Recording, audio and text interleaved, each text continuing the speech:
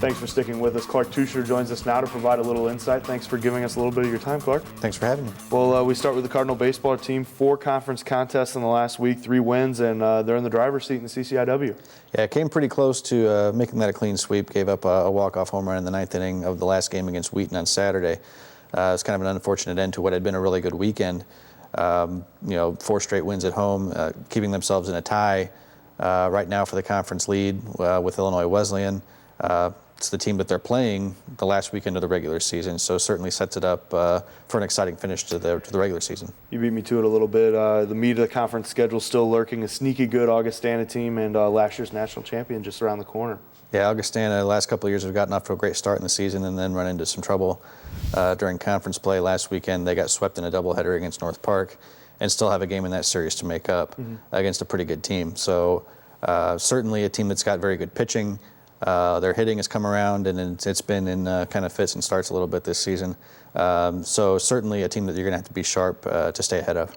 And another team atop the conference right now is the Cardinal men's tennis team. Dropped a tough one earlier this week, but some really good individual results coming out of that, a couple conference titles.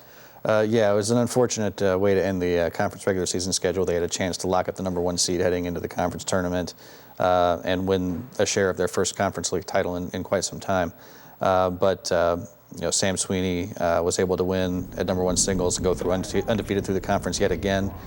He and Matt Boguslawski won at #1 doubles, again running through unbeaten through the conference schedule. So certainly sets them up very good as they go into the conference tournament and try to get themselves spots into the national tournament as well. Where exactly does this team stand team-wise as we look forward to the CCIW postseason? I know Carthage, I believe, still has one more conference match, but North Central did take them down earlier this season.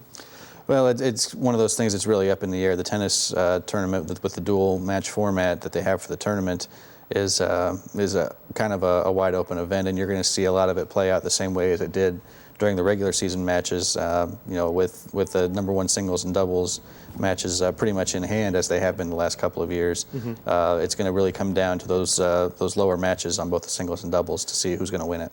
And the softball team finally got a couple games in over the weekend, a doubleheader with a couple thrillers. Yeah, and it's been tough for them not being able to play very much, but it's definitely a good thing to see them, staying sharp and being ready to play when they're actually able to get the opportunity. They've got a really jumbled up schedule toward the end of the year against some pretty tough opponents to try and get into the postseason and see what they can do there. Yeah, you beat me to it a little bit there. Coach Hayesco had a gauntlet of sorts, 3 doubleheaders in 4 days.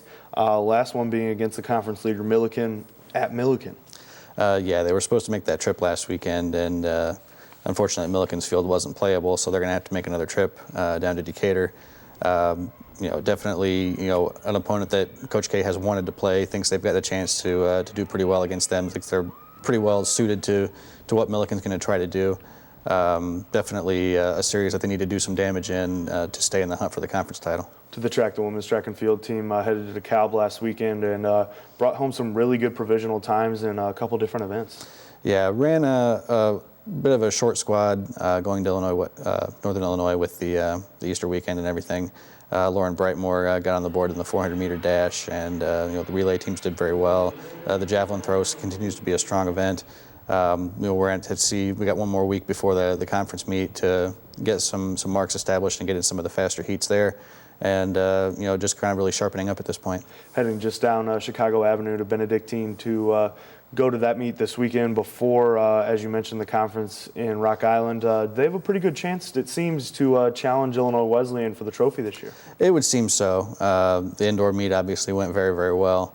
A lot of those same players that were in large roles in that meet are doing very well outdoors. The outdoor meet is also built very well for a team like Illinois Wesleyan, who has a lot of good sprinters. So I think it'll come down to the last couple of events. #2 ranked nationally men's team sent its pole vaulters to Iowa City, and the usual suspects doing just what they do. Yeah, finished very, very highly to meet with a lot of Division I caliber athletes. Josh Winder pulling off the victory in some windy conditions in Iowa City.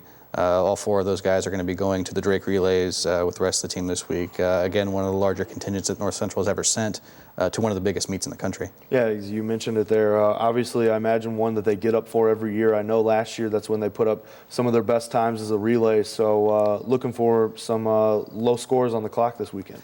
Yeah, the 4x100 and 4x400 relays will definitely be looking for qualifying marks. Michael Spain's going to be one of the top seeds in the 5K, trying to get an automatic mark for nationals. The team's also going to send a handful of distance guys up to Hillsdale College in Michigan to run the distance events at the Gina Relays, which is typically one of the top distance meets in the Midwest during April. Well, Clark, we appreciate you coming by and dropping some knowledge. All right, thank you. Well, that's all the time we have for this edition of the Cardinal Report. We hope you can join us next week when the Cardinal baseball team stops by to recap its doubleheader against Augustana. For everyone associated with the program, I'm Alex Simmons. Thanks for making us a part of your day.